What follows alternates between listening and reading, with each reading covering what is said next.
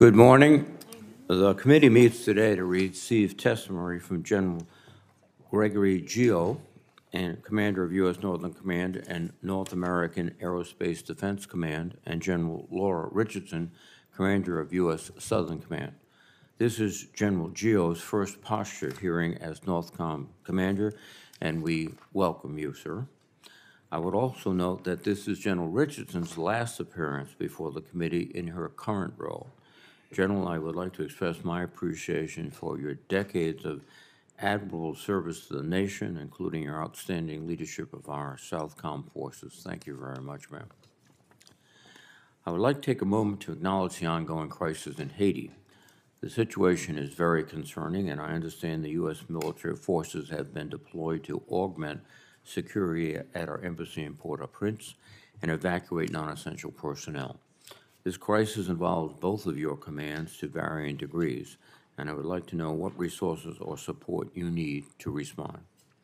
U.S. Northern Command is key to our national security as the principal command for protecting the American homeland. Indeed, the first of the four priorities outlined in the National Defense Strategy is, quote, defending the homeland, paced to the growing multiple domain threat posed by the People's Republic of China. As we consider threats from China and other competitors, our very concept of homeland defense must evolve.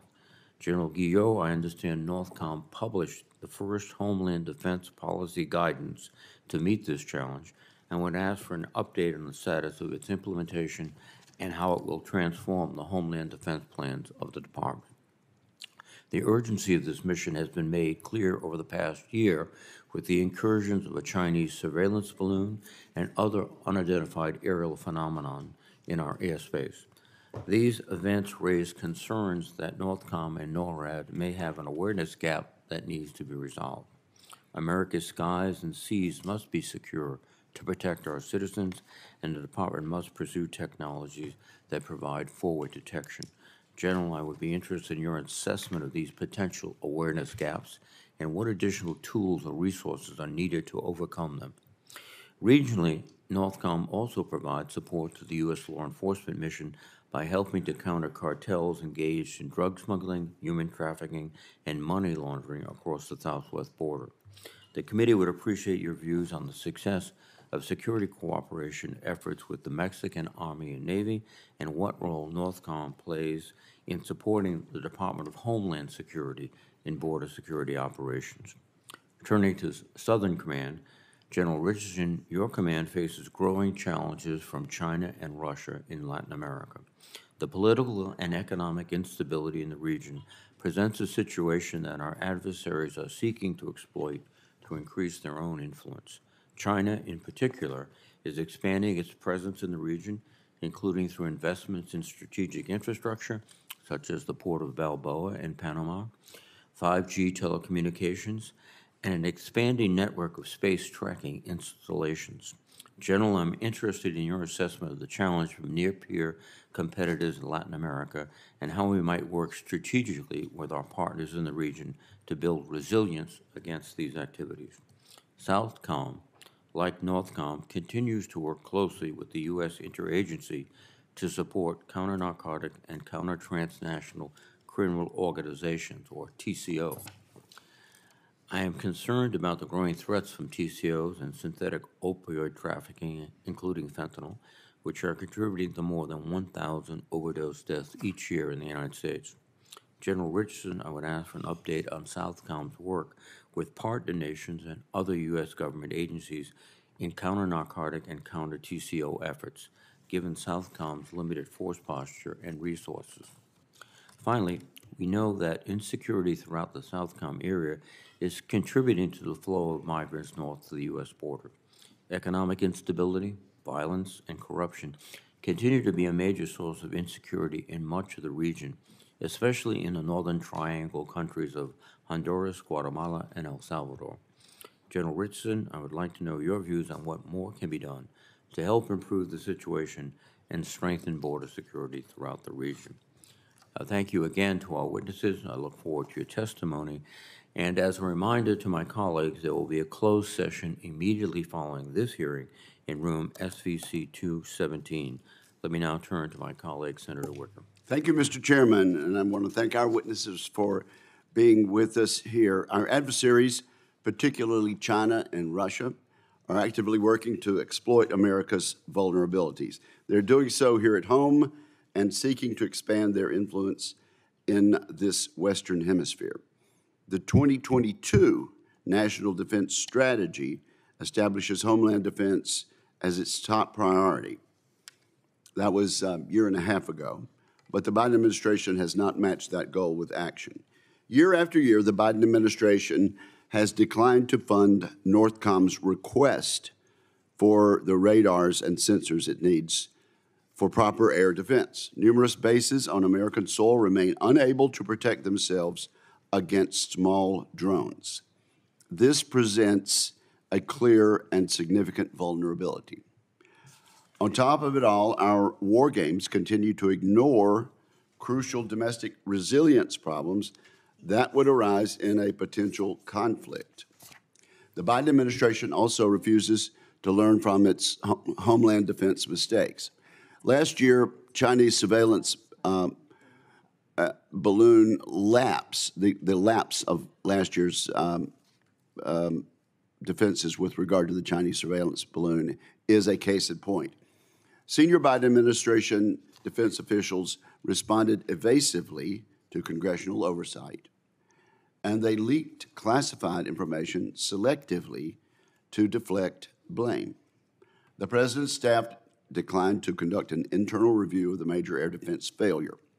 They finally did so when this committee mandated it in the NDAA, as presided over by our distinguished chair. The spy balloon was a significant failure, but the most pressing homeland defense crisis is the one at our southwest border. Approximately 70,000 Americans are dying annually from fentanyl overdoses. Most of the supply is synthesized in Mexico using Chinese precursor chemicals. Then it is trafficked to the United States by Mexico's criminal cartels. The crisis can only worsen as more deadly drugs flood the market. The cartels are also executing an unprecedented human trafficking operation across our open border, and it is lucrative. The gangs are charging thousands of dollars for each person they traffic. The human tragedy is severe, and so is the risk of terrorist infiltration. As CNN reported this past summer, a human smuggling network with ties to ISIS helped more than a dozen individuals enter our country illegally. In October, 2 Iranians who were on a security threat list were caught as they tried to cross the border from Mexico. General Guillot, I recognize that many agencies have responsibility at the southwest border, but DOD is one of them. I hope you will explain how DOD's border security contributions could be improved. We also have challenges further south. I remain concerned about the growing Chinese threats in Central America and South America. The Chinese Communist Party continues to use its well-known playbook in the Southcom theater. It aggressively uses predatory economic and diplomatic practices to influence governments. Simultaneously, it sets conditions to enhance its military presence, gather intelligence, and limit U.S. access and influence. Great power competition is happening right here in the Americas. We cannot ignore it. 2 quick examples underscore the urgency. Beijing is making Latin America dependent on Huawei for communications technology, something they tried to do in our country, an example of China's economic influence campaign. We see the CCP's military influence in Cuba, where we discovered a large Chinese intelligence collection center. General Richardson, I look forward to hearing how these practices directly impact the stability of our region. We should understand the threat they pose to our national security. How real is it? How important is it? Of course, there are other malign influences in this theater. Venezuelan President Maduro recently has asserted a provocative extraterritorial claim of sovereignty over a large oil-rich portion of the neighboring nation of Guyana. This type of instability so close to our homeland is troubling. Even more troubling is the consistent mismatch between the requirements Southcom has and the resources it receives. We need to find cost-effective ways to exert influence in this theater. For example, let's explore the use of the Office of Strategic Capital in the future. I look forward to General Richardson's candid assessment of Southcom's most pressing resource and capability shortfalls, and I'm eager to learn what Congress can do to help. General Guillot, I note that your name rhymes with hero. Is that right? Yes, Senator, it does. Okay, good. Well, we expect both of you to live up to these expectations. Thank you. Thank you, Senator Wicker. And now let me recognize General Guillot, please. Chairman Reed, Ranking Member Wicker, and distinguished members of the committee, thank you for the opportunity to appear before you today. It's a profound honor to command and represent the men and women of North American Aerospace Defense Command and United States Northern Command. As we speak this morning, American and Canadian military and civilian personnel from both commands are actively defending our homelands against significant, persistent threats from multiple vectors in all domains. Although I've only been in command a few weeks, it is readily clear to me that the United States, Canada, and our expansive network of partners are facing an extraordinarily complex strategic environment. Competitors seeking to diminish our military and economic advantage have fielded advanced kinetic systems designed to strike civilian and military infrastructure in North America, both above and below the nuclear threshold. Meanwhile, competitors have rapidly advanced and routinely use non-kinetic capabilities targeting our critical infrastructure and our essential networks. Threats to the homeland are present in all domains and along all avenues of approach, to include the Arctic region. As stated in the National Defense Strategy, the People's Republic of China remains our pacing challenge as the People's Liberation Army modernizes and grows at a rapid pace. The PRC's expanding nuclear capability and capacity, alongside its development of modern submarines, missiles, hypersonic weapons, all present significant challenges for homeland defense. While the PRC's capabilities are growing quickly, Russia remains a threat to the homeland today and is an immediate nation-state concern. Russia retains the world's largest stockpile of strategic and non-strategic nuclear weapons, along with significant capacity to strike inside North America with air and sea-launched precision conventional weapons. Despite heavy losses to its ground forces in Ukraine, Russia has invested heavily in systems that can threaten the United States, such as advanced guided missile submarines, hypersonic glide vehicles, ICBMs, as well as significant cyber and undersea capabilities, as well as developmental systems such as nuclear torpedo and a nuclear-powered cruise missile. Meanwhile, North Korea continues its bellicose rhetoric while test launching increasingly advanced long-range missiles and expanding its ties with China and Russia. While Iran currently lacks the capability to strike North America with long-range missiles, it is investing in that capability. Iran also supports violent militant groups in the Middle East and maintains a worldwide network of operational surrogates. And the most prevalent and growing threats include cyber and small unmanned aerial systems that are being employed inside the U.S. and Canada against civilian and military infrastructure in ways that were not possible even just a few years ago. With those risks firmly in mind, NORAD and NORTHCOM strive to begin homeland defense well beyond North America. To do so, both commands are working with the services and Congress to improve domain awareness in order to detect, track, and defeat threats ranging from long-range ballistic missiles to small unmanned aerial systems.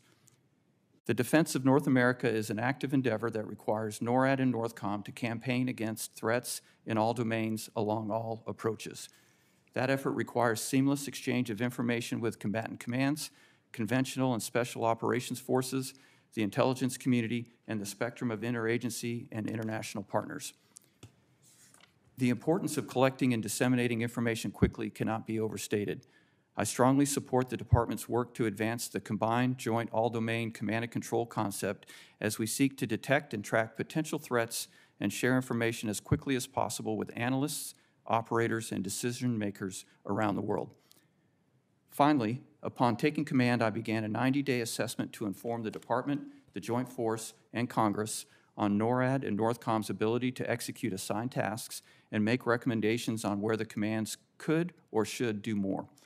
Once complete, I look forward to sharing my findings and updated vision on how NORAD and NORTHCOM will best execute the noble mission of Homeland Defense. The challenges facing our homelands are real, but there should be no doubt about NORAD and NORTHCOM's resolve to deter aggression and, if necessary, defeat threats to our nation and our citizens. Again, I thank you for the opportunity to appear this morning. I look forward to working with the committee, and I'm happy to answer your questions. Thank you, General Gio. General Richardson, please. Chairman Reed, Ranking Member Wicker, and distinguished members of the committee, thank you for the opportunity to appear before you today with General Gio. I'm honored to represent the dedicated men and women of United States Southern Command to discuss the challenges we share with our neighbors in Latin America and the Caribbean. Our national security strategy recognizes the direct link between this region's security and our own security. We are harnessing the power of partnership from Team USA in support of Team Democracy by leveraging all instruments of national power: diplomacy, information, military, and economics, to expeditiously assist partner nations in addressing the challenges that impact our collective security. This region, which is our shared neighborhood, remains under assault from a host of cross-cutting, transboundary challenges that directly threaten our homeland. I have seen these challenges intensify since I met with you last year, and this remains a call to action. In almost 2.5 years in the command, I've made it my priority to meet partners where they are and to listen and understand the challenges that affect us all. The world is at an inflection point. Our partners in the Western Hemisphere, with whom we are bonded by trade, shared values, democratic traditions, and family ties, are increasingly impacted by the interference and coercion. I've learned that our presence absolutely matters.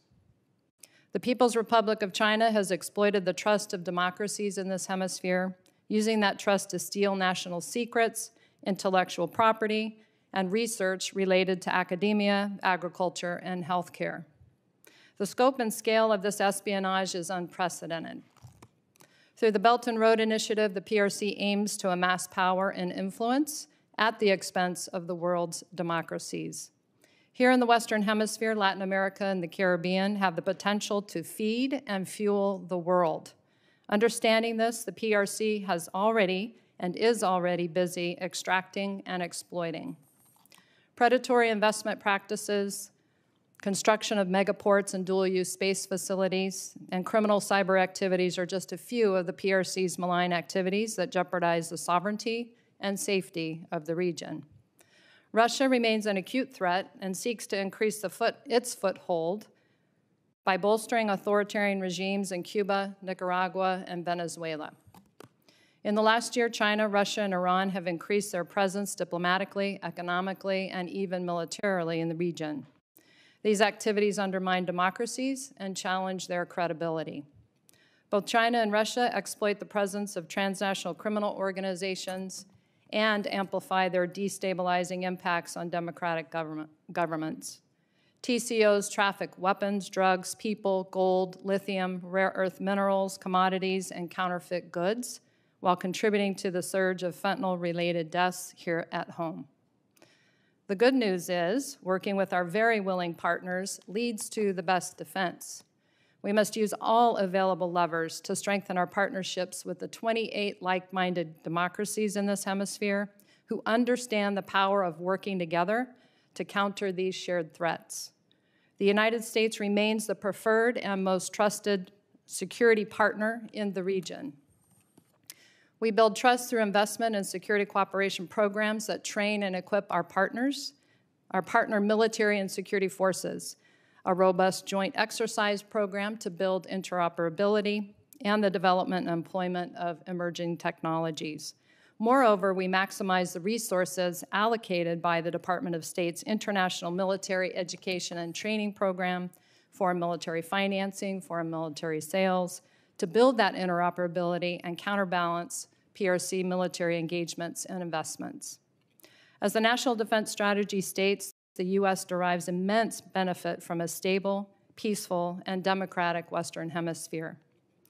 That also reduces security threats to the homeland.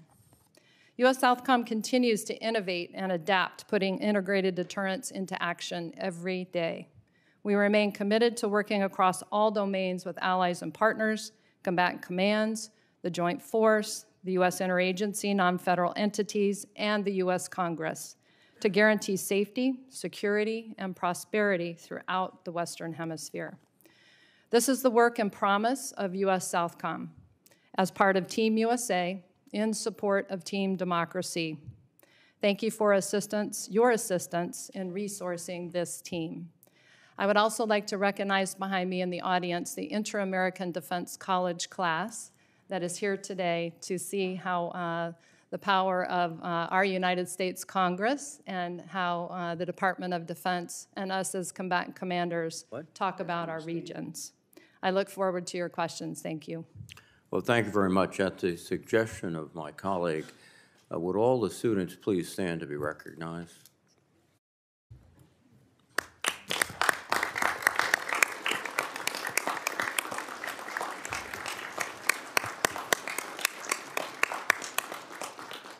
And on behalf of my colleagues, let me say, bienvenidos. Gracias. Please be seated. General Gio, we've had widely reported penetrations of our airspace by unmanned vehicles. Has DoD developed or defined standard operating procedures for individual base commanders in dealing with these vehicles? Because they could show up and be detected minutes before they would be penetrating a space. Do we have a system or SOPs to deal with them? Chairman, shortly after taking command and beginning my 90-day assessment, I realized that the challenge of the large increase in the number of incursions by UASs was something that was going to drive and change probably the direction of my first year in command because of that acute number. The services do have authorities, but work remains to be done to ensure that they're resourced, they're equipped, and then we have standardized operating procedures to address those threats. And also work remains to be done, Chairman, to be able to use especially the non-kinetic capabilities that can bring down those systems safely without interfering with our airspace structure. At this present time, NORAD and NORTHCOM do not have a designated role in that, but in my recommendations at the end of the 90 days assessment, I will point out ways that I think that NORAD and NORTHCOM could and should play a role in bringing that standardization that you mentioned. And this process would involve other agencies such as the Department of Justice, the FBI, Homeland Security. Are we working at that joint agency level? Yes, Chairman, they have some authorities now, and then as you alluded to, we would need to bring them all together, so we're bringing each capability together against the same incursion threat. Thank you. General Richardson, the situation in Haiti is deteriorating rapidly. On March 10th, we sent in augmentation forces to the embassy. There's already been some extractions of personnel from the embassy in Haiti. And then on March 11th, the Secretary of Defense increased DOD's contribution of up to $200 million to provide logistics support for a security force to come into Haiti. Could you just give us your sense of the implications of the situation in Haiti for the United States and the region? Thank you, Senator and Chairman. Thank you for the question. And so certainly the U.S. Southcom has a wide range of contingency plans. So we're ready for whatever would be required for a Department of Defense response. And so and we've conducted 2 missions that have been widely publicized of increasing security, and it's routine actions that would take place for any of our embassies across the globe. And so, the situation in Haiti has been deteriorating over the past couple of weeks. And so, with the announcement that has come and the political negotiations that have been happening and occurring, the violence has been tamped down somewhat over the past couple of days. And so, certainly, the political solution seems to be working. And hopefully, that continues on a positive path. But if not, we have, as I said, the contingency plans ready to respond from U.S. Southcom. Thank you. You pointed out the penetration of your AO by China and Russia. It seems that one of the leading edges of China's activities is economic, buying ports, getting the Belt and Road project underway. And there's one other area, too, that is their willingness or their eagerness to acquire more interest in the Inter-American Development Bank. And I understand that Congress must pass legislation to authorize the United States to buy the shares before the Chinese do. Is that accurate? And if the Chinese beat us out, would that be a problem? That would be a problem, Chairman, and I think through the U.S. government's initiative with the American Partnership for Economic Prosperity, APEP, where the administration hosted 11 Latin American heads of state in Washington, D.C. in November of 23. And this would be part of that, our ability to invest in critical infrastructure through the Inter-American Development Bank and the Development of Finance Corporation, DFC. And so these shares that are coming up, 75 million in shares for the U.S. To purchase those shares in the Inter-American Development Bank. And this bank has been established in 1959 to do exactly these things, to invest in critical infrastructure within the region. And if we don't do it, the Chinese will. Exactly right, Chairman. Thank you. Senator Wicker, please. Thank you. Let's just stay in Southcom. Venezuelan President Nicolas Maduro took unprecedented steps to establish control over the contested Essequibo region of neighboring Guyana. This violated an International Court of Justice ruling, and the region accounts for 2/3 of Guyana's territory and extensive offshore oil riches. How has this impacted the security of the region, and particularly the fact that Venezuela has deployed light tanks, armored carriers, and missile-equipped patrol boats along the affected border? So, Senator, it absolutely has, and it is, in terms of our relationship with Guyana, as a very willing partner and a democracy in the region, very important partner. And we see that what the Maduro regime and Venezuela are doing and the activities that are taking against this democracy with an unjustified claim. And so our support for Guyana, we have shown that from the U.S. government, and through all the instruments of national power, the diplomacy, the military, and certainly— Do you have directions from the White House, from your superiors in the department as to what we should do? So as we work my engagements and what we do with security cooperation, we have a very robust plan with Guyana, and we've continued on that plan, and that's been coordinated with our U.S. government. Can you briefly describe the plan? And so it consists of visits by folks within my command, and the engagements that we do, the exercises, the subject matter exchanges. We've continued with all of those, not trying to exacerbate the situation, but continued on path with our regular engagements that have been scheduled, and we have not halted any of that. Is the international community assisting us in that regard?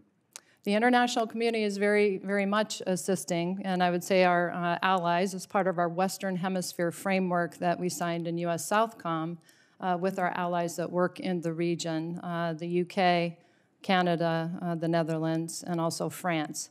And so as we work together to coordinate our activities, they also have activities and engagements that they do in the region and are doing in Guyana, and those are also coordinated. Thank you very much. Let me switch to General Guillot. Deployment of National Guard troops on the border. I think maybe a lot of Americans don't understand how often we do this, but it's worsened considerably. The department is not the lead agency, but it has deployed troops there in 18 of the previous 21 years. They're called temporary deployments, but it's beginning to look like permanent. There is a difference in the way we deploy and notify these units, is there not? In the sense that if it's a temporary deployment, they get 180 days notice in advance. If it's a regular deployment, it's a year and a half. So could you discuss that with us? And is my understanding correct there, General? Senator, your understanding is correct. The primary difference that we see in Northern Command is we're in support, as you mentioned. So therefore, we wait for the request from the lead agency, in this case, Customs and Border Protection, and a request for assistance that is reviewed and then has ultimately been approved by the Department of Defense. And then at that point, we can start trying to match through the Joint Staff and the National Guard Bureau the correct unit to support that based on the needs that are in that request for assistance. As you alluded to, Would it be helpful if we treated it as a permanent deployment? Senator, I think more than treating it as a permanent deployment would be earlier notification of the requirements. Since those change, that allows us to tailor the National Guard force to meet the changing requirements of the Customs and Border Protection. Whereas if we had a permanent force, we might have permanently the wrong type of unit to support. However, to your point, what we've established and we must maintain is having a permanent command and control structure over there so we have continuity and predictability in how we present the forces and work with the Customs and Border Protection. Do we need to give you different authority in that regard, or is it just a matter of the department? Senator, I think we have the, I'm sorry. Senator, we have the authorities that we need. The thing that we would most benefit from, as you alluded to, is time. Time to pick and train and prepare the National Guard units that are going to go down there and support the CBP. Well, to both of you, tell us what you need. We'll try to get it for you. Thank you, sir. Thank you very much, Senator Wicker. Senator King, please. Thank you, Mr. Chairman. In my notes, since you've been talking, I've written word gap about 5 times, so I'm going to talk about gaps. General Gill, do we have a sensor gap at NORAD? We learn more from failures than we do from successes. What did we learn from the balloon incursion about the adequacy of our sensors, which is essentially the basis of NORAD? Senator, we learned a great deal. To the gaps, what we have is we had some gaps in the layered approach where we want to be able to detect with domain awareness from satellites down to traditional air sensors. One of the problems is low altitude, isn't it? That's right, sir, all the way down to the surface and then even in the undersea. We were able to address many of those on initiatives that were started by my predecessor, General Van Herk, by changing the sensitivity of the radars that we do have. And that has allowed us to have better domain awareness in that regime that you mentioned.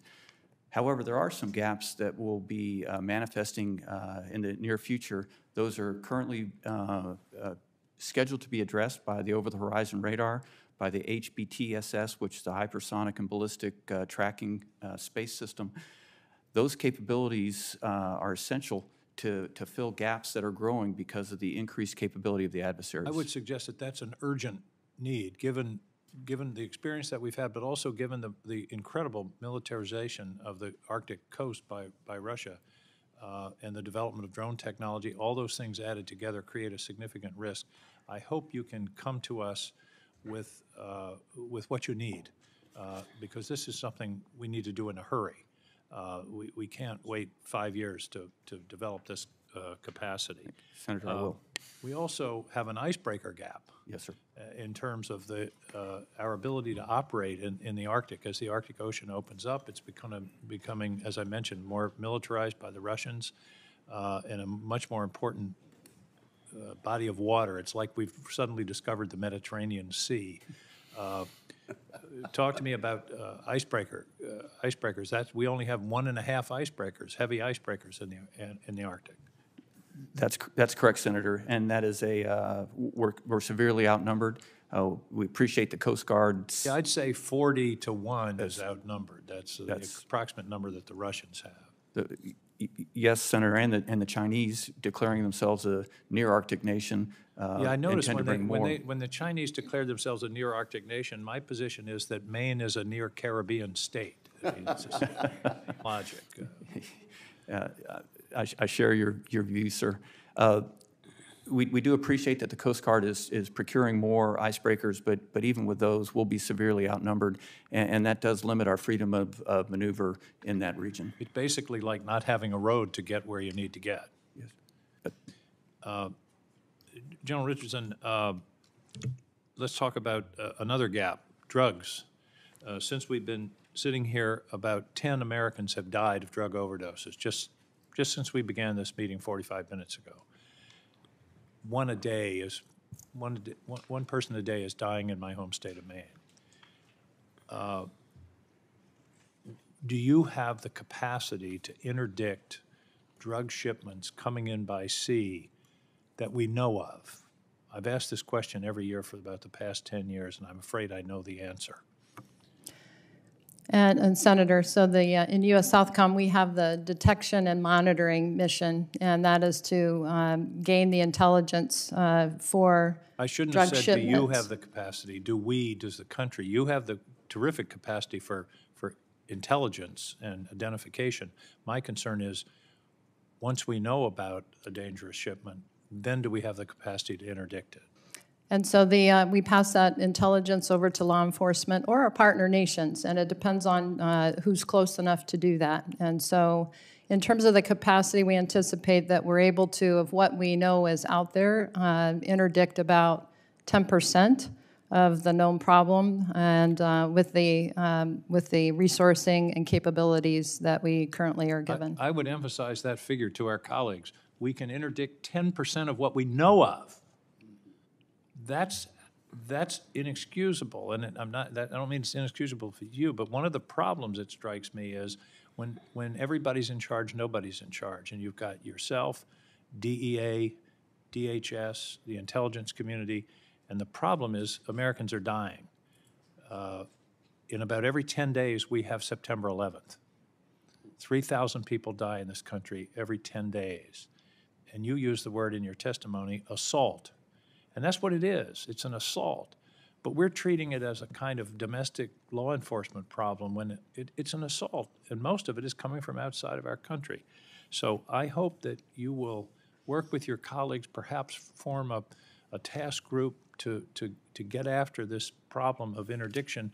And if we don't have capacity, if we don't have enough Coast Guard cutters, or DHS doesn't have the capacity, tell us, because we can't solve a problem if we don't know what it is. We know the general shape of the problem, but you're in a position to tell us what's missing and what you can do in order to help protect this country. And Senator, I would offer that that we can't interdict our way out of this problem, and we've got to be able to go after the networks.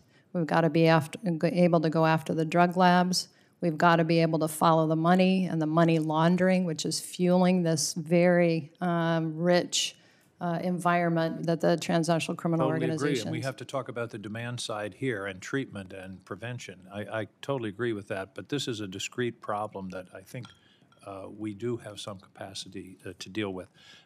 Final question, this isn't about a gap, but what is your overall assessment of the Chinese incursion into Latin America? Specifically, they've been doing this for some time, doing infrastructure projects. In other parts of the world, there's some development of buyer's remorse. that the Chinese haven't performed as they were expected, that the debt colonialism is becoming a problem. Is that occurring in Latin America in your view? Absolutely, Senator. And my concern as a combatant commander for the region, and 22 of 31 countries in the region have signed on to the Belt and Road Initiative.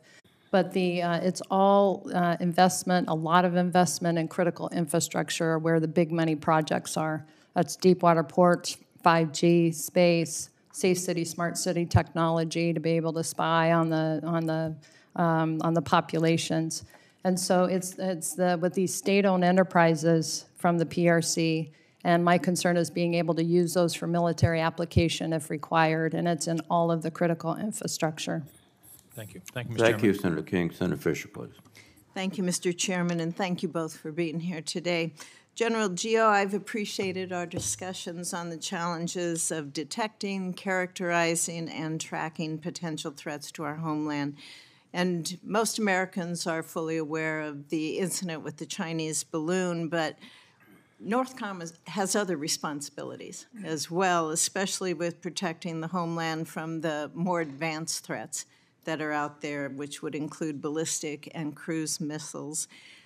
Why is having that improved domain awareness, which is the ability to detect and track the threats and also to provide a clear threat picture of what's out there and to be able to discriminate what you're seeing, why is that so important to defending our homeland?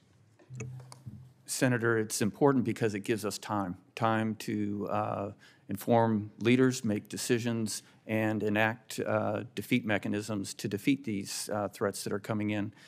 You mentioned the discrimination capability as the threat becomes more advanced and they can put out decoys. We could needlessly shoot interceptors at objects that are not a threat, but having the discrimination radar make sure that we can actually shoot and kill the warhead that would be a threat.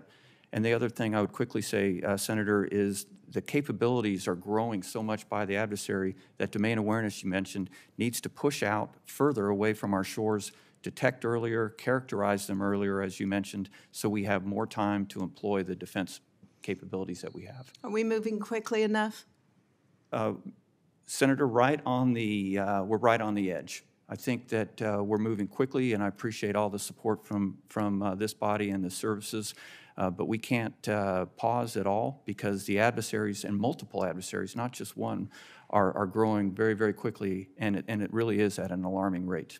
I'm concerned about what we're seeing in the President's budget request for FY 2025. The administration decreases spending for the Glide Phase Interceptor program, and it's stating it's going to be delivered in 2035.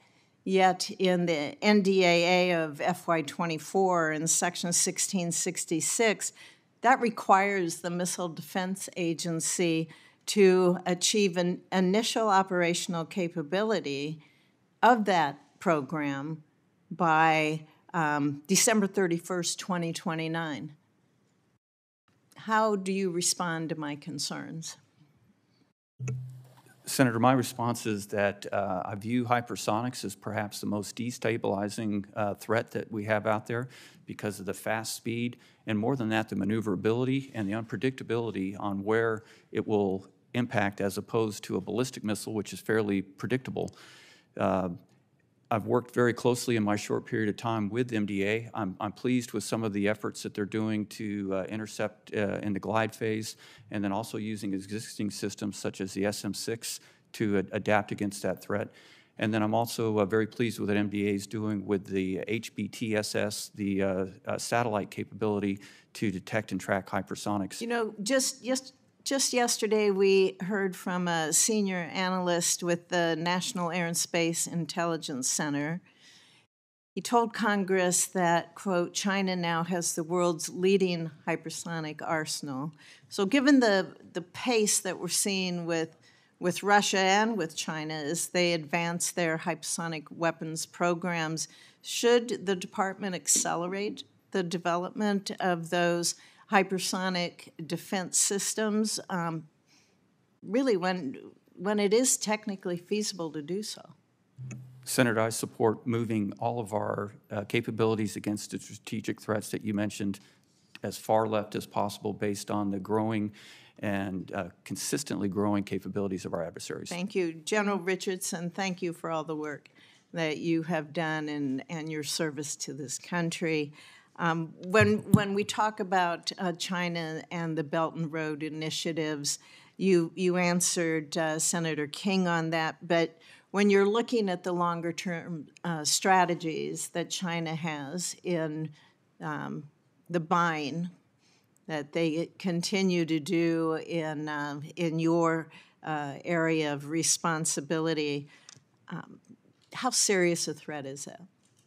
I look at it as a serious threat because of the ability of these state-owned, controlled by the government companies. If I just take the Panama Canal and the 5 state-owned enterprises that are along either side of the Panama Canal, and that's a very important strategic line of communication. And so there are a lot of large implications there in terms of all the critical infrastructure, the deep water ports, the 5G space, safe city, smart city technology. So very concerning.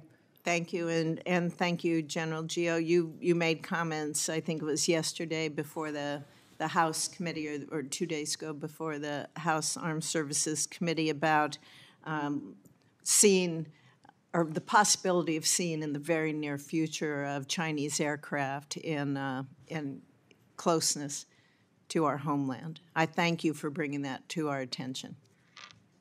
Thank you, Senator Fisher. Senator Hirono, please.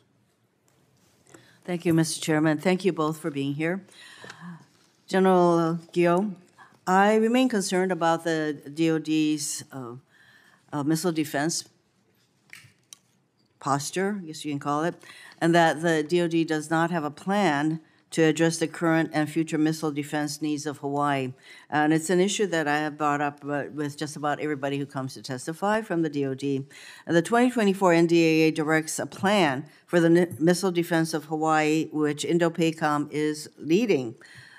General, your predecessor told me last year that NORTHCOM is responsible for protecting Hawaii against ballistic missile threats from North Korea, but of course we also need to concern ourselves with the missile threats, cruise missiles and hypersonics.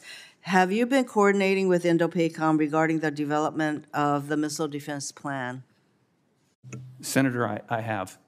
We work very closely with INDOPACOM on all defense of our entire homeland.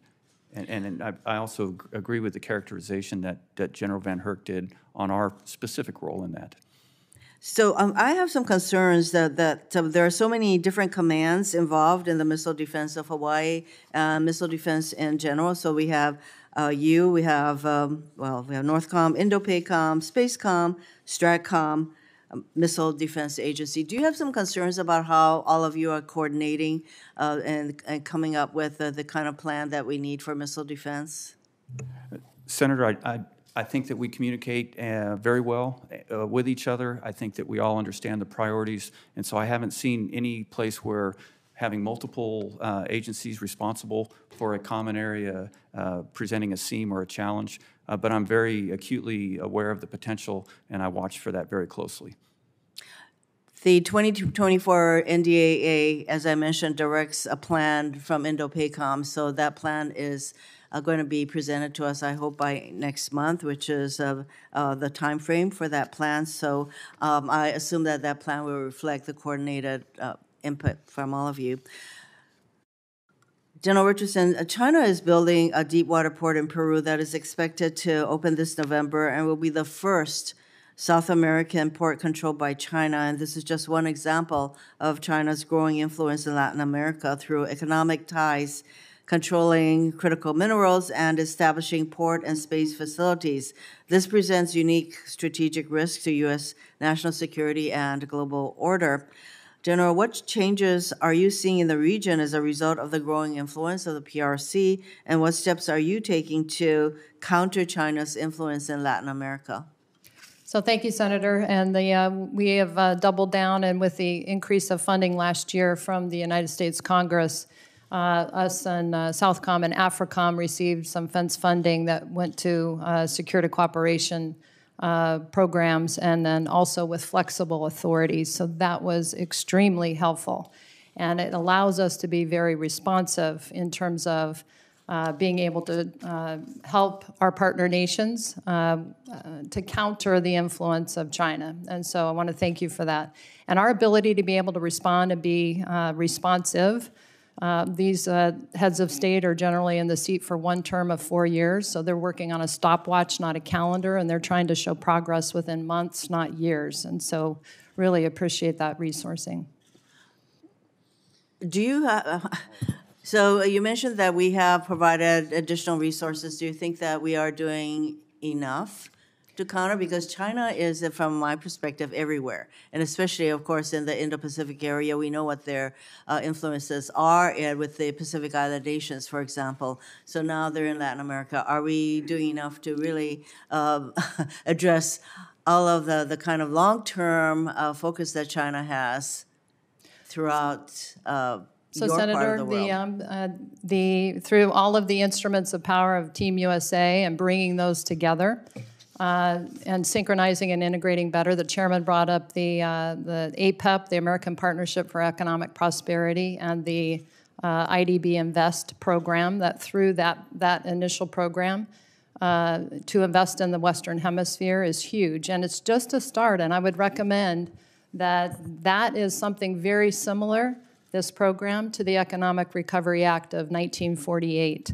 which was so instrumental in terms of the economic recovery. And I see that this economic recovery for the region, due to the impacts of COVID, what it did to the economies of the region, and now the transnational criminal organizations taking advantage of this.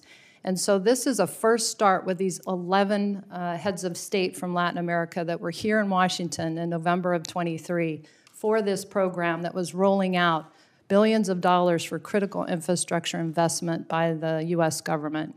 So we are on a very good path with a third of our Latin American leaders with this economic investment. And I would say that national security rests on their economic security. And we can do more. And through this program, if we can build this out, we would be on a good path with our partners in our shared neighborhood, so close to our homeland. Well, that aspect of working with our Latin American allies, I think, is really critical because that's what we're doing in the Indo-Pacific area. Could I just ask one more question relating to some questions from Senator King? Keep it short. I'll keep it short. You mentioned that regarding the interdiction of drugs, that it requires us to really pay attention to some other aspects, such as going after these criminal forces. Is there an intergovernmental task force of some sort that you're all working together that would include DOD, DOJ, Coast Guard to counter the drug threat? We are working together. I would say that there needs to be more focus, more resourcing on this particular grouping to get after the problem sets. And I would say from the money laundering to the drug labs and following where not just the small semi-submersible that's loaded with counter narcotics, but actually getting to where it's produced and getting in there. And so the work that we've done in Colombia has been very effective. But the amounts are only increasing, and so we've got to figure out, we've got to follow this money, and we've got to get after these TCOs as a holistic, more filled out, robust program. Thank you, Mr. Chairman.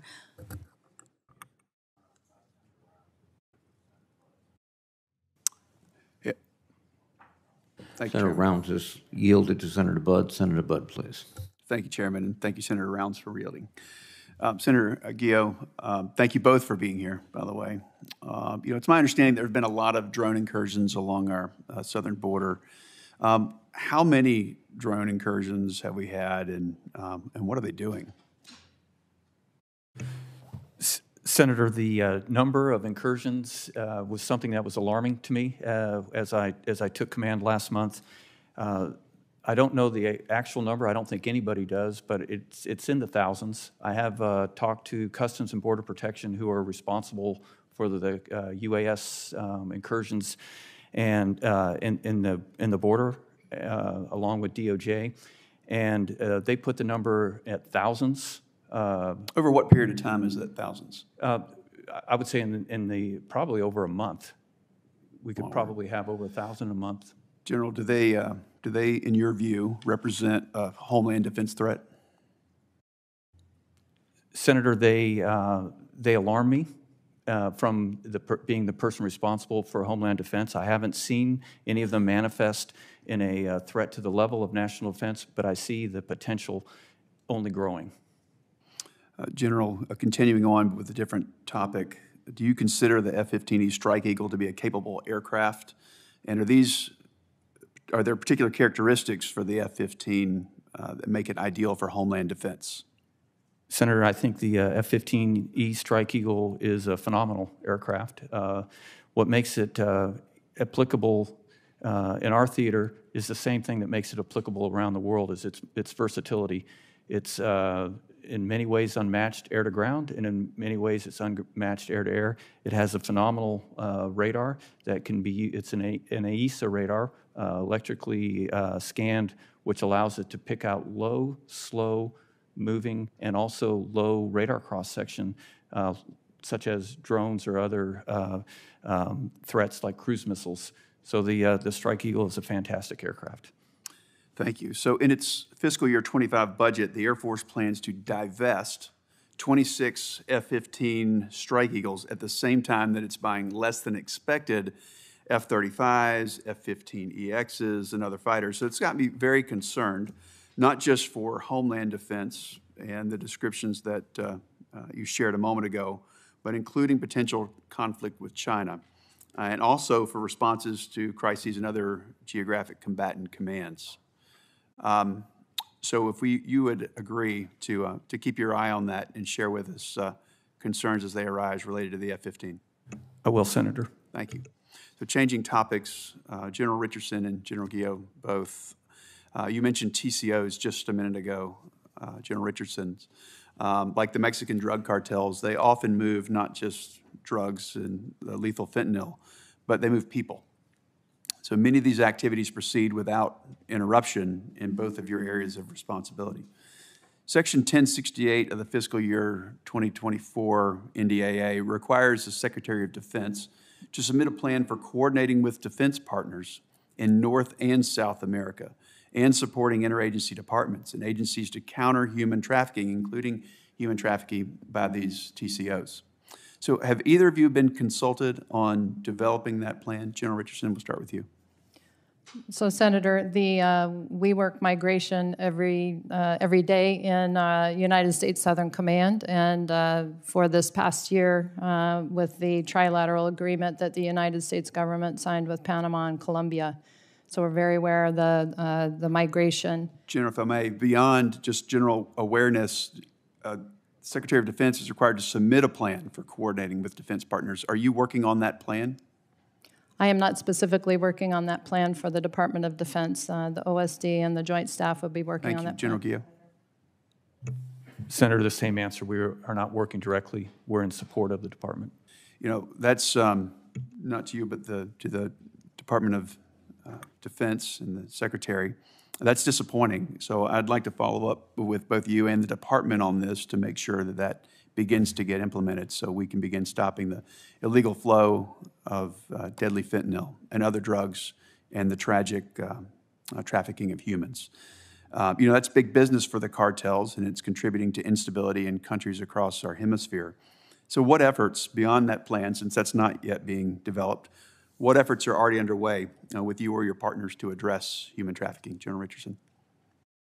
Thank you, Senator. And I'm not aware that the report is not the report could very well be well along its way. We're just not actively working on it from our levels. And a lot of times the Joint Staff and the OSD will work those things to allow us to continue to execute our daily missions. But we are working very closely because I have the Darien in my AOR, which is a huge human trafficking area. And you're exactly right in terms of the transnational criminal organizations have only gotten more powerful, over $300 billion annual revenue business. They traffic humans, drugs, gold, lithium, all kinds of counterfeit goods, and so only getting more powerful. And so the work that we do, the Colombian military and their Operation Hefesto to go after the criminal networks that are doing these criminal activities, as well as the Panama, Senafront, and Sanan border forces that are going after the criminal networks in Panama. In the interest of time, Chairman, I'll yield, but I would love to continue discussions, perhaps offline, about your efforts in regards to human trafficking in NORTHCOM. Thank you. Thank you, Senator Budd. Senator Kelly, please. Thank you, Mr. Chairman. General Guillot, General Richardson, great to see both of you.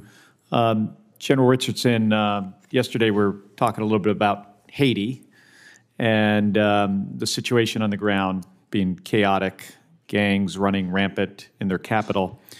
And this week, the Prime Minister of Haiti announced he would resign, and then Kenya paused the agreement to send 1,000 police officers until a new government would be put into place. Southcom has successfully airlifted embassy staff out of the country, but a number of Americans still remain in Haiti, and some may be looking to leave. Some are concerned that the U.S. has not initiated a non-combatant evacuation order, a NEO, to get Americans out of Haiti. General, have you been tasked to operate an evacuation? So, Senator, as part of the wide range of contingency plans that U.S. Southcom has, we are ready for a NEO activation if required, and have other plans ready to go, as we always do, and keep those plans refreshed over and over. So we're ready at any time for any type of crisis. And are you doing, so you say you're ready now, but are there any additional preparations in the event that this becomes a necessity? I think the two missions of increasing the security at the embassy and a little bit of my capability as well, expanding that, is the platform that we would use if we need to expand from there. And so we put in all of the necessary measures and that are necessary for any of the plans to be activated. So it would be true to say that there's mission planning currently underway in case you have to do this? Senator, we always do mission planning in the military, so absolutely. Well, thank you. Thank you, General. General Guillot, I just on Monday morning, I got back from a trip to the Arctic where I was able to see firsthand some of the efforts by the Navy to pursue our Arctic strategic objectives. And the Arctic is an area of concern and a great example of the intersection between defense policies, climate, and strategic partnerships. Melting ice is making the Arctic more accessible to everyone, including Russia and China. It's rich with oil, minerals, fishing, other natural resources, and we have to ensure that a free and peaceful Arctic benefits the United States and our partners and allies. Russia seeks to use the Arctic as a staging ground for power projection, in addition to its being a critical defense and deterrent for their homeland, but they also seek to control the region. We've made real progress in combating Russian influence in the Arctic over the last year, with Finland and Sweden joining NATO. Now every country with a border on the Arctic is part of NATO with the exception of Russia. And we must not miss this opportunity to advance our interests in the Arctic while Russia is focusing on their illegal and brutal invasion of Ukraine. General Guillot, I'd like to hear in more detail what you think the U.S. and NATO strategy should look like in the Arctic. Senator, first, thanks for visiting our forces up there during ice camp. As you alluded to, it's an extremely important operation that demonstrates our capability up there with the submarines and the LC-130s and all the other aircraft and forces. As far as what we could do or should do with NATO in the Arctic, you described exercises that we're doing on the, I'll call the Alaska side, or the 10 o'clock approach. We've also had some success working with NATO and European Command on the 2 o'clock, the northeast approach. Just last week, for the first time in over 2 years, the Russians sent 2 Bear bombers down along that avenue through what we call the GEI-UK gap, Greenland, Iceland, and the United Kingdom, approaching the Canadian and the United States air defense identification zones. Haven't seen this activity in over 2 years. We were able to track them the entire time thanks to the radar network and the information sharing between countries within EUCOM. Norway is one that I'll point out, and Northern Command. So we were able to track this activity. What range were you able to intercept them at? Senator, we didn't have to intercept them because we had aircraft flying to the point where we would intercept them before they crossed the identification zone, and the Russians turned around prior to reaching that zone. So we had aircraft, both Canadian and U.S. fighters, postured along the line, which I think is probably disheartening to the Russians to fly all that way to find out that we're waiting for them. Have you seen that's due to NATO cooperation? So the Russians are pretty good operating in the Arctic. Have you seen advancements by the Chinese? What I've seen, Senator, is a willingness and a desire by the Chinese to act up there. We've seen them in the maritime. We've seen them under the cloud of a technical or scientific research, but we think it's certainly multi-mission to include military. And then I expect to see air activity in the Alaska part of the Arctic as soon as this year, potentially. It's a very big concern of mine. All right. Thank you, General. Thank you, Senator Kelly. Senator Rounds, please. Thank you, Mr. Chairman. General Guillot, General Richardson, first of all, thank you to you and your teams for your service to our country. I'd like to follow up just a little bit with what Senator Kelly began talking about with regard to Haiti.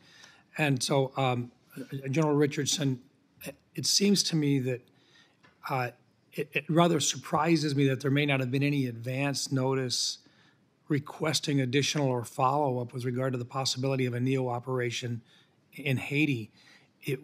Wouldn't that seem to be kind of an advisory that would be appropriate if you receive something, at least from the administration, indicating that it's a possibility, and that wouldn't that maybe give you the opportunity to notify those individuals responsible for providing you with the resources necessary to do your duty, to be ready to go? Or, I mean, it doesn't seem to me that they can be on high alert all the time. Could you just expand on that a little bit, please? So, Senator, I didn't mean to give the perception that we're not ready or that nobody's asked us to be ready or anything like that. We have been discussing that and talking about that, and I have been talking with our Joint Staff, our Chairman, and our Secretary of Defense over the past 2 weeks about all of the range of plans that we might have to do: an evacuation, a NEO, a mass migration, all of those things. And then so those missions of extracting some non-essential personnel from the U.S. Embassy. It's not just a matter of being ready to fight tonight as much as, yeah, we are aware of it and we are doing some pre-planning just in case the call is made. Absolutely, Senator. Okay. We are ready to go. We have all of our plans ready to go. Okay, thank you. And then also I noted with regard to discussions earlier here about the transnational criminal organizations, the drug cartels and so forth south of our border. Both of you have some responsibilities with regard to whether it's in other parts of the NORAD command or SOCOM. Just a reminder once again that under the NDAA, we've already authorized the use of our cyber teams to be able to find out in advance and to know who these people are, where they bank, how they communicate, and so forth. So hopefully we will not just authorize, but now we will fund that part of the operation so that we can assist those countries who want our expertise in finding out more about these organizations, that is available to them, and simply that it is available to you for your use. Let me also just, General Guillot, with the potential divestments of fighter aircraft by the Air Force, there are concerns about how the Air National Guard, who shoulder a significant portion of the burden of Homeland Defense, how they will be able to continue to support you in that capacity while also fulfilling their obligations under the National Defense Strategy. I bring this up because the resourcing of the Air National Guard receives that the resourcing that the Air National Guard receives appears to be incongruent with their mission assignments, which include both the Aerospace Control Alert Defense Strategy, using the same resources, and then also supporting the joint force in that National Defense Strategy. I'm just curious, are you involved in any planning or discussions with Secretary Kendall and General Lowe as they discuss the plan for long-term Air Force fighter force structure? And if not, I would encourage your involvement. Could you share just a little bit about your communications with them? Yes, Senator, and first, thanks for pointing out the outstanding contributions of the Air National Guard. We cannot conduct our air defense mission without them. They're not only the cornerstone, they provide at 20 different ACA sites that you mentioned our 24/7 capability to respond. Because of their importance, I have talked directly with the Chief of Staff of the Air Force, General Alvin, about the commitment of the Air Force to that mission, and then also what is going to happen with the future as we draw down some capabilities and bring on new capabilities to include the collaborative combat aircraft, the next generation air dominance. General Alvin was very clear that he fully supports our mission and he understands the no-fail nature of our mission. And then he invited me to be a part of the future discussions on how they incorporate these capabilities. Excellent, because we have to be able to incorporate the Air Guard, and they've got to have the resources to do that successfully. General Richardson, we discussed China's growing footprint and the influence throughout SOUTHCOM and how important it is that the U.S. remain engaged in the region. One of the main tools that you have at your disposal, as we discussed in my office, is Section 333 of Title 10, which lets the DoD help build the security capacity of friendly nations. Unfortunately, Section 333 requires you to navigate a ponderous bureaucracy in both the Department of Defense and the Department of State before you can make use of this authority. It is not agile, and it clearly is not very quick. Ironically, the Chinese Communist Party is not bogged down by the same bureaucratic inertia. How important is Section 333 authority to your mission, and how can it be improved? It is my main lever in security cooperation, Senator. And so the 333, as we call it, and the ability to be able to, I have a 333 package in right now that's navigating all of the wickets that it needs to go through for a counter-PRC effort on port scanners, for example. And the stealing of data that the PRC does, and to be able to put a U.S. company in there to be able to do the scanning for in and out cargo is extremely important because, again, it's about the data.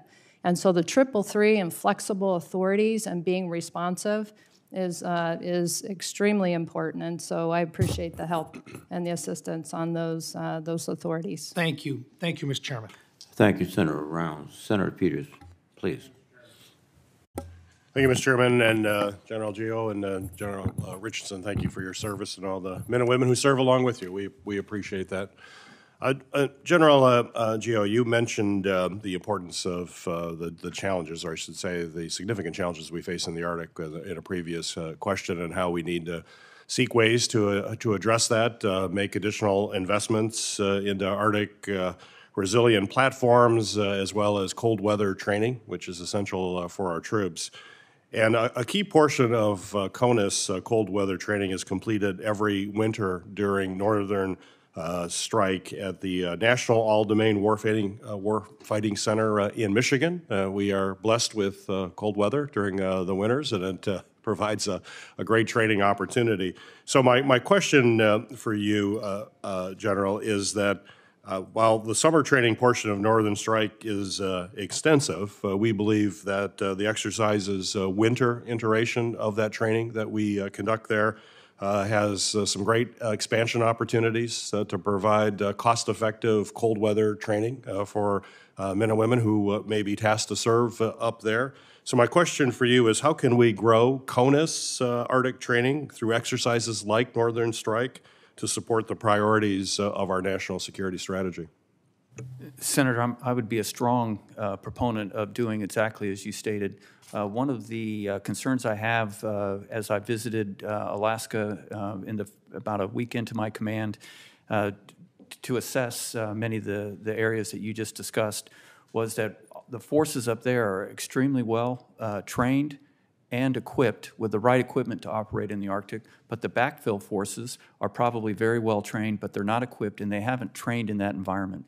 So anything that we could do for the supplementing forces or the backfill forces that would go into the Arctic, training them in either in the Arctic environment or in something as you described that would replicate that, will be very important, not only to give them those skills, but to identify what are the pieces of kit and equipment that we need to develop and issue so they could seamlessly operate in that strategic environment. Very good, thank you. General Richardson, as you know, the National Guard State Partnership Program links our state National Guard units with global partners. And the program certainly has been invaluable, I believe, in strengthening our relationship with partner nations, including Southcom's 29 active SPP participants. But as part of the state partnership program, U.S. embassies ideally have a bilateral affairs officer working as a conduit between the state as well as the partner country. But despite what I believe is a critical role, these billets, these BAO billets, unfortunately often sit vacant. Forcing the COCOM commanders to use their assigned billets to pay for these BAOs. So my question for you, General, is first off, what role do bilateral affairs officers play in successfully implementing these state partnership programs, and how can we address the gaps that exist in the billets to ensure that they're filled and we can get the maximum utility out of these partnerships? Thank you, Senator. And I would say that the SPP program, I have the largest SPP program amongst all the geographic combatant commands, and we're very grateful for that program. It's a huge enabler. We've got to keep those BAA slots filled with those officers. They organize and synchronize the activities of the National Guard SPP program with the operations, activities, and investments that I have in U.S. Southcom. So it's a critical role, and we've got to keep those filled. And with the Theater Maintenance Partnership Initiative, which is a program that we're rolling out with to put 9 centers of excellence in the region. And this is partnering with the partner nation militaries and their military academies with program of instruction to teach and train maintenance and the culture of maintenance, but it's a tactical level program all the way up to an operational level into the ministries of defense, where you can anticipate logistics and teach logistics and that culture of maintenance to keep equipment ready and increase the readiness of capability for these partner nations. Appreciate that. And a question I have for you as well, General Richardson, is that my understanding is that right now that the Chinese military is training about 5 times more Latin American and Caribbean military officers than the United States. And I have some concerns that these Chinese professional military education exchanges may have an outsized impact on our allies, particularly in Southcom. So my question for you is, what are the risks associated with continuing to allow Chinese education exchanges to outpace what we are providing, and how can Congress support your command in countering this challenge? So the PRC is using our playbook against us in terms of these exchanges and these all-expense-paid training exchanges for 1 year to 2 years to China. And the EACHs that we are able to provide through the IMET program for professional military education. But the difference that it makes when they come to our schools in the United States, for example, when you don't speak the language or speak in the language. And I would say there are several, 3 ministers of defense and about 15 chiefs of defense that have been to our United States schools. And so you have already built the trust. I don't have to build the trust over a year with these leaders. And so if they've been to our U.S. schools, I would say that we need to continue to sustain that and even increase our IMET program. Thank you, General. Thank you, Mr. Chairman. Thank you, Senator Peters. Senator Scott, please. Thank you, Chairman. Before I begin my remarks and questions for each of you, I want to say something about what Majority Leader Chuck Schumer is saying on the Senate floor right now. The Majority Leader on the U.S. Senate floor is calling for a new Israeli government. This is coercion, it's dangerous, it's undemocratic. If Chuck Schumer doesn't like Netanyahu, it doesn't matter. We should respect The Israeli government should be respected by the American government. Americans should stand strongly with Israel's elected leadership, not threaten it as it fights terrorism. I personally hope that Israel destroys, kills every Hamas terrorist there is. First off, thanks both of you for your service. So I want to say a few things before I ask you a couple questions. Protecting our national security interests means that the military must be laser focused on the cold hard facts, and not only what our adversaries are doing, but what they are capable of doing. The violence and unrest in Haiti is heartbreaking. It is a symptom of political unrest that has only continued to grow under this administration. Not only has the Biden administration taken an active role in destabilizing the region by appeasing Cuba, Venezuela, and Nicaragua, but it appears that the White House is totally unprepared to deal with the consequences of the political unrest these regimes create and support. The policy of the United States cannot be that we just let everyone in our country totally unvetted anytime there's trouble around the world. That is what President Biden has done at the border with 8 million people pouring across, and after the botched withdrawal from Afghanistan with 90,000 unvetted people coming in. Not only does this administration open the floodgates for people who don't know anything about what we believe in to come to our country, President Biden and Democrats at every level of government then give these individuals cash, phones, lawyers, and everything else paid for by the U.S. taxpayer. The entire Biden administration can be summed up as this: Biden creates a magnet for illegal immigration here, appeases evil regimes, then forces the American people to pay for the unrest, humanitarian crisis, and mass border crossings that result. It doesn't work, and it can't be our answer to the chaos in Haiti. It's also worth knowing that all of this works to the benefit of our adversaries, like China, Russia, and Iran. Our enemies thrive on our chaos. These evil regimes are working every day to expand their foothold in the Western Hemisphere and increase the ability for their proxies to threaten the U.S. and destabilize the region. For Southcom, we see Iran infiltrating the region and Communist China using initiatives like Belt and Road to spread their influence and saddle poor countries in Latin America with massive debt. For Northcom, we see Russia and Communist China using unconventional warfare, especially cyber attacks, going after our supply chains or taking advantage of the open border. We are even seeing our adversaries undermine U.S. security while expanding their reach in places like the Arctic, bringing their militaries closer to the U.S. So I have a couple questions. General Richardson, let's start with Haiti. The people of Haiti have reached a breaking point. Florida families, we have a lot of Haitian families in our state, are compassionate, but they're worried about how this instability in the region, to not only include Haiti, but all of Southcom Theater, could possibly stroke a mass immigration event in my state. I spoke with the Coast Guard last night.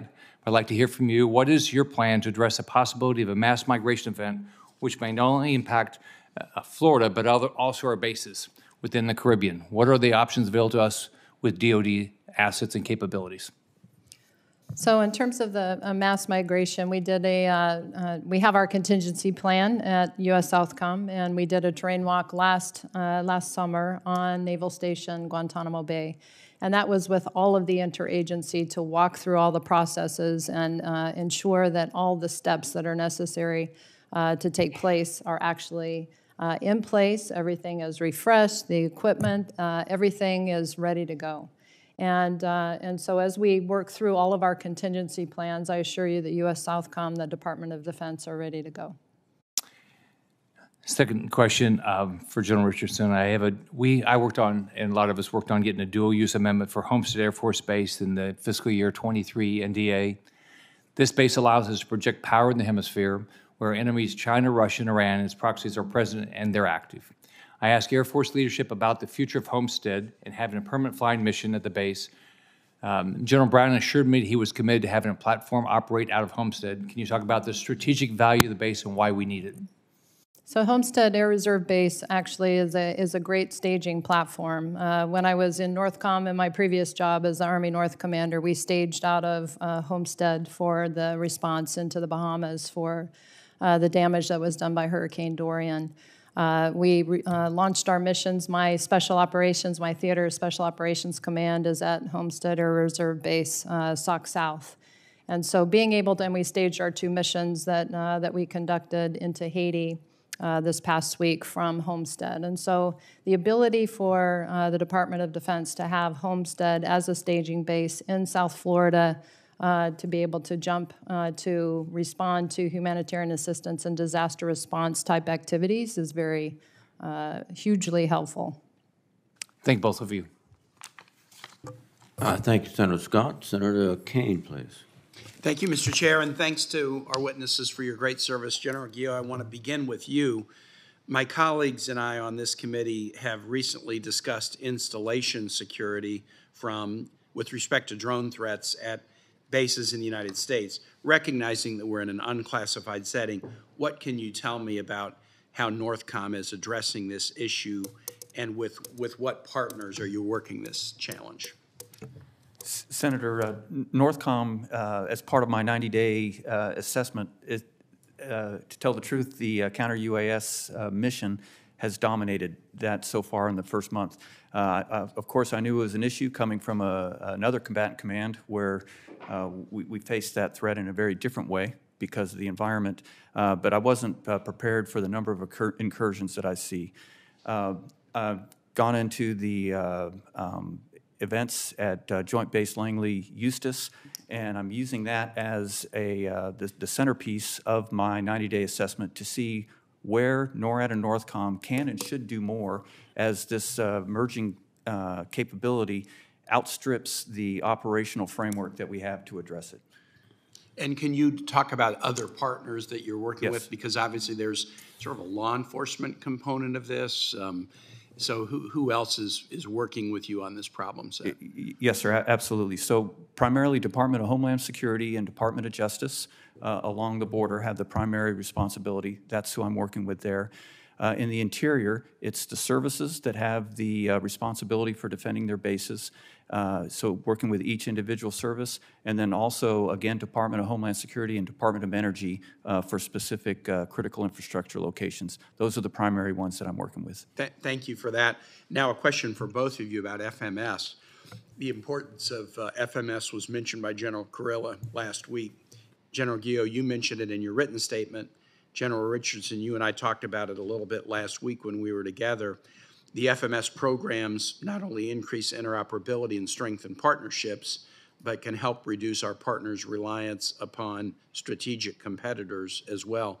What are you hearing from your counterparts about FMS? And I want to particularly direct at the General Richardson, recognizing General Gio's short tenure that's been dominated by other issues. But General Richardson, could you talk about this? So FMS is a critical enabler, and obviously with being able to have our equipment have up-to-date equipment, and then having U.S. equipment and being interoperable and that sort of thing is an imperative. And so what Secretary Austin and the chairman have instituted to speed up the processes within FMS over the past 2 years have taken place. But I would say that we've got to streamline that through the interagency, because it's not just the Department of Defense that has a stake in that and that approves things. And so we've got to streamline that process a little bit better and speed it up. We talked last week in my office about the potential synergy between the state partnership program that Senator Peters was discussing and the theater maintenance partnership initiative.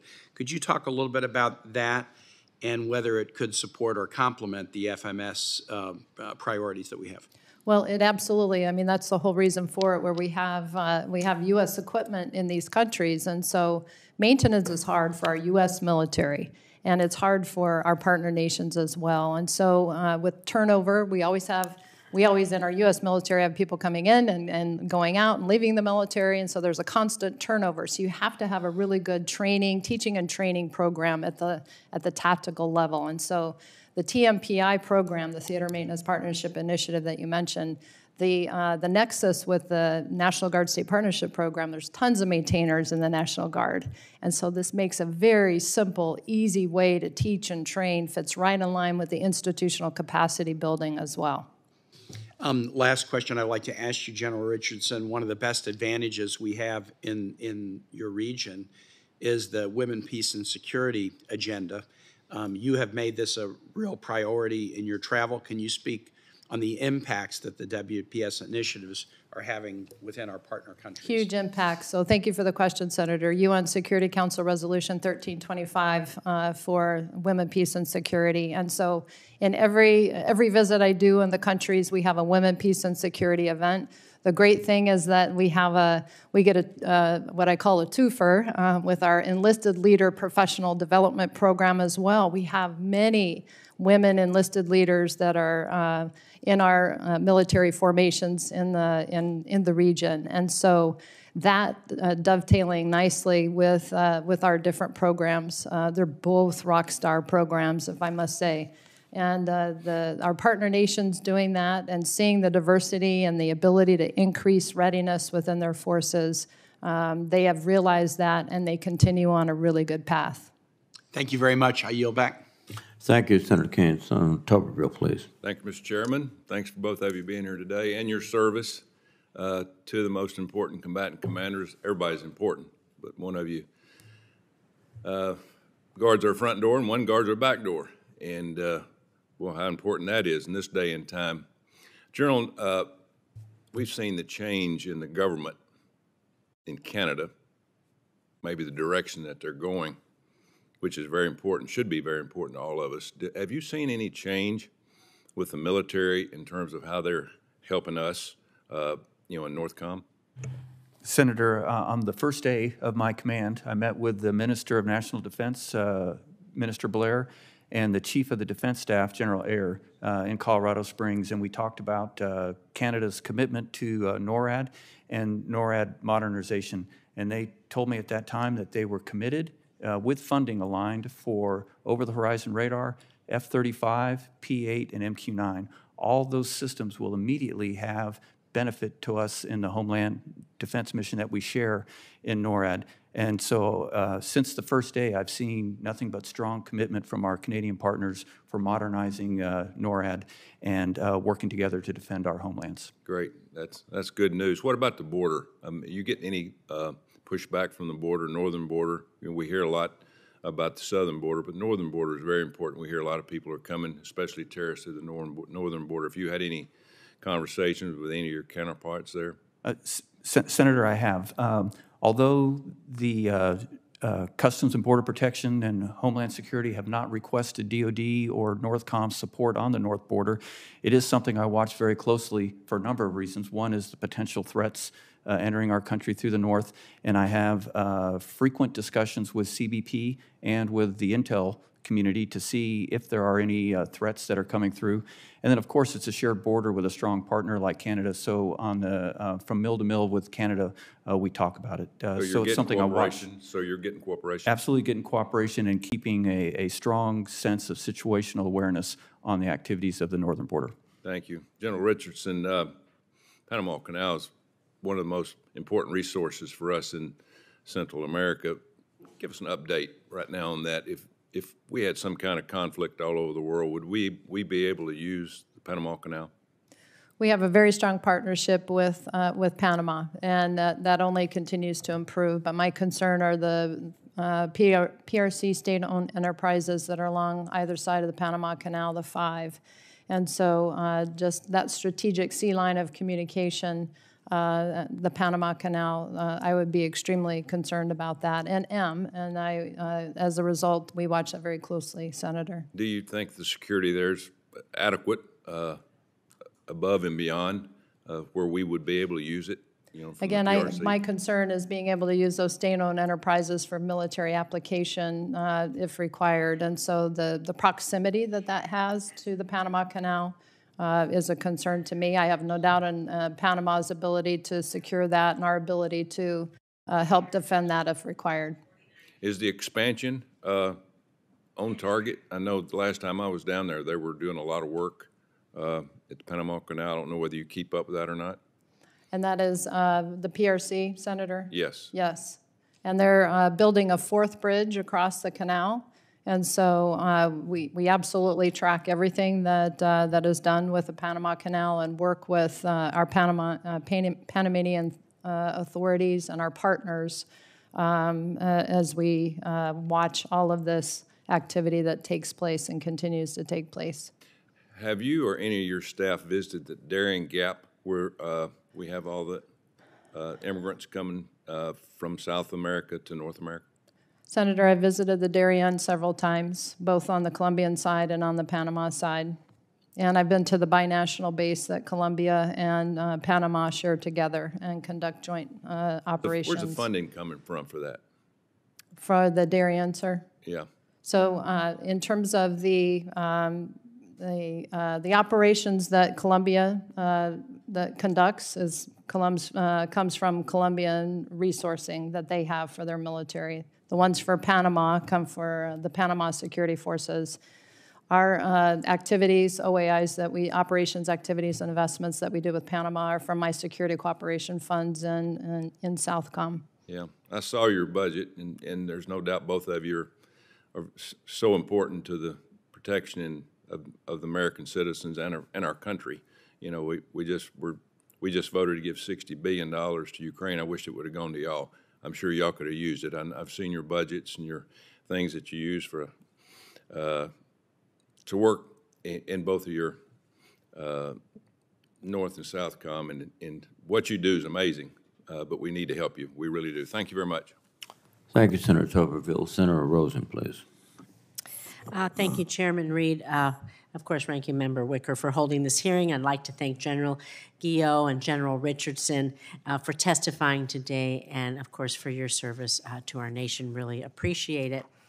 I'm going to hit a little bit on countering Chinese and Russian forces, because as Russia continues its war in Ukraine and China acts with increasing aggression in the Indo-Pacific, both countries are also taking steps that pose a direct threat to our national security right here at home.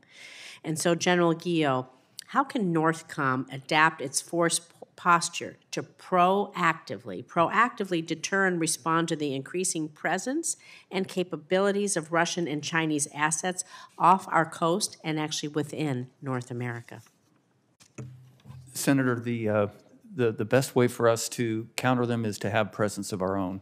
So the execution of exercises, patrols in all domains, extremely important off all of our coast, primarily focusing right now in the region of Alaska because of the number of incursions by Russian aircraft, and then the number of maritime, the strong presence that both the Chinese and the Russians have there.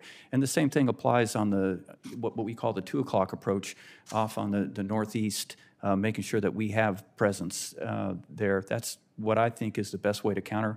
And then part of that presence being exercise, a strong exercise program, multinational, a lot of partners showing that we have the resolve to defend that most strategic area. Thank you. I'm going to move on again, General Guillot, on talking about cybersecurity, because this is a big part of our homeland security system as well. So can you talk to us about how NORTHCOM is currently addressing cybersecurity threats to the homeland? You're talking about other kinds of posturing. And in your opinion, could the creation of a new subordinate unified command specifically responsible for defensive cyber operations could ensure a better comprehensive and actually a cohesive defense posture against our cyber adversaries?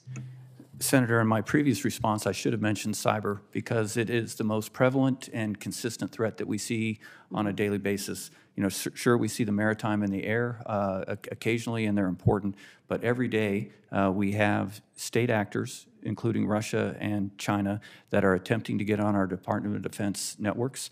The strength that we have through Cyber Command in detecting and defeating those threats is what's keeping us operational. Northern Command's role is first and foremost to protect the systems that we use inside our NORAD and NORTHCOM to operate. And we have 4 different networks that we protect.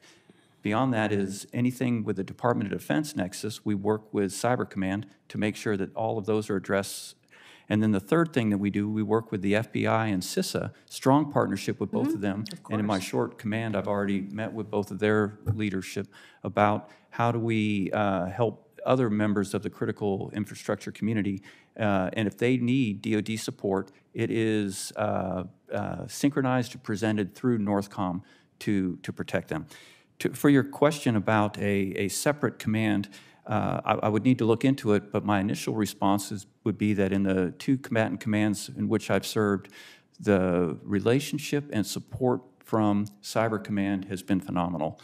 And I would really hesitate to do anything that bifurcated or separated them from their seamless ability to do operational, offensive cyber and defensive cyber under the same leadership. because it's worked really well for us in my previous job in Central Command and certainly working well for us in Northern Command. So always looking to improve, but it's something I'd look very closely because Cyber Command, in my opinion, has been a tremendous partner in this realm. Well, thank you. That's really valuable input. I appreciate it. I'm going to move on to you, General Richardson, and talk a little bit about linguists. And with the Department of Defense increasingly making investments focused on countering the People's Republic of China, do you have concerns regarding a lack of language expertise for countries in the Southcom area of responsibility? Or is this gap sufficiently addressed by the diversity of the force that we recruit? I think with Spanish predominantly and Portuguese with Brazil, we have enough linguists, Senator. But because a lot of our linguists will speak Spanish as well as other languages as well. So it's just a matter of making sure that we register our personnel demand and our requirements all the time. That this region is important, and that we got to keep these positions filled. Well, you speak about the Panama Canal and the PRC investments around there, so right. it is important to have possibly more than Spanish and Portuguese even in that area, because we know our adversaries are also there as well. So thank you. I appreciate my time is up. Thank you very much, Senator Rosen. We anticipate that Senator Schmidt will arrive shortly, and I will take this opportunity to ask questions.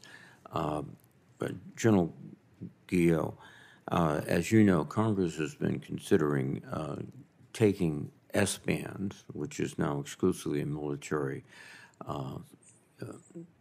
for military use, and begin to share or sell it to private entities. Can you tell the committee the impact that would have on your operations?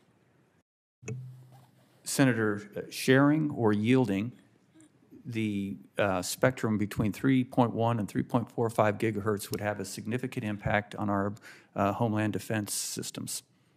And is there a possibility of sharing? I know some folks have come back and said that we can use it mutually. Is that something that you could do? Chairman, I would say that in our initial review, I haven't found a way that we could share, especially because with Northern Command, the 24/7 on alert responsibility for defending the homeland, I would need full access to that for all of the various systems, which are sea-based, land-based, and air-based systems that use that frequency range.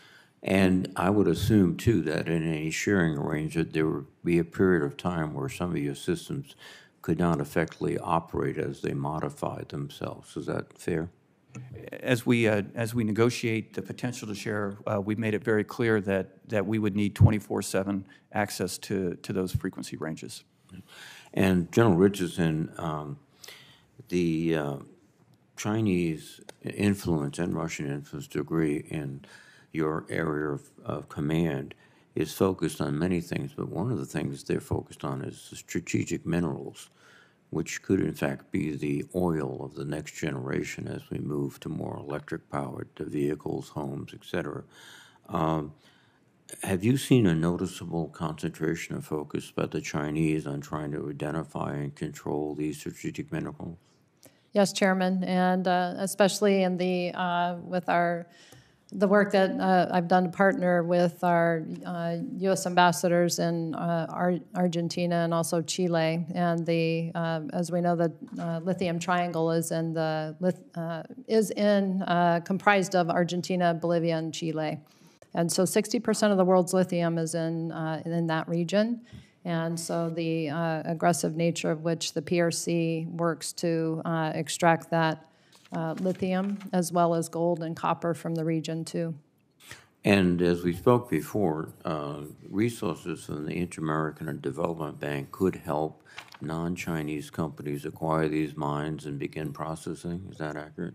This would all be part of that initiative, similar to what I mentioned before, Chairman, on the Economic Recovery Act of 1948, which was the Marshall Plan, and that APEP initiative, American Partnership for Economic Prosperity, through the IDB Invest program at the Inter-American Development Bank and also Developmental Finance Corporation, and the infusion of billions of dollars into critical infrastructure, clean technology, or clean energy and digital technology. Well, thank you very much, ma'am.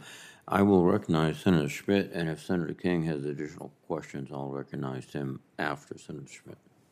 Thank you, Mr. Chairman. Thank you. General, I wanted to ask about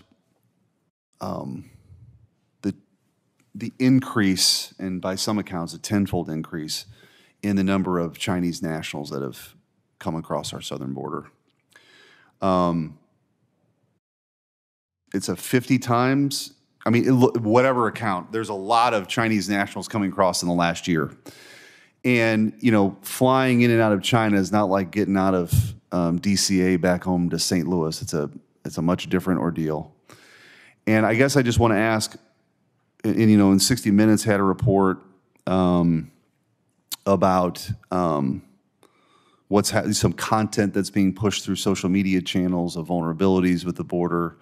I'm certainly concerned about espionage operations. What information do we have about who these people are? What activities are taking place when they cross our southern border?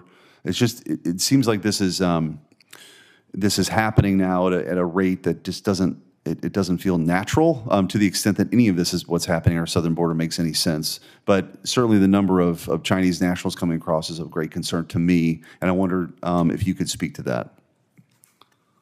Senator, the number of Chinese that are coming across the border is a big concern of mine. In fact, in the short period of time that I've been in command, I've gone down to the southern border to talk to the agents and the leadership about that, and then I've also spoken with the acting commissioner of the CBP on the subject.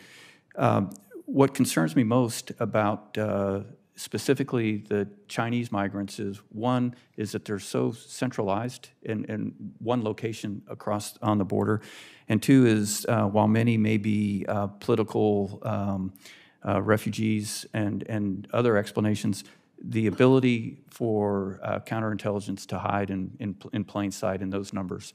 So therefore, we have a very strong and robust relationship with the interagency intelligence community, and I receive frequent briefings in the headquarters on the disposition of who has been apprehended and the potential of that threat that you described.